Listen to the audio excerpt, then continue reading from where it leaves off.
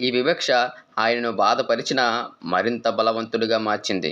అందుకే ఆయన చదువుల్లో ప్రతిభావంతుడిగా నిలిచాడు.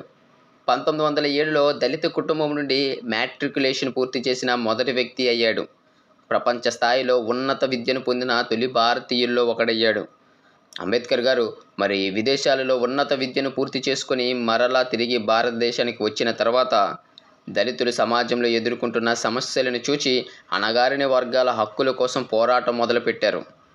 1927లో మహారాష్ట్రలోని ఒక బావిలో నీరు తాగడానికి దళితులకు అనుమతి లేదని అనడంతో అంబేద్కర్ గారు ఆ అన్యాయాన్ని వ్యతిరేకించి స్వయంగా ఆయనే బావిలో నీటిని తాగి అంటరానితనంపై పోరాటం చేశారు. సమానత్వం కోసం ఉద్యమాలు జరిపాడు. 1936లో ఇండిపెండెంట్ లేబర్ పార్టీని స్థాపించాడు.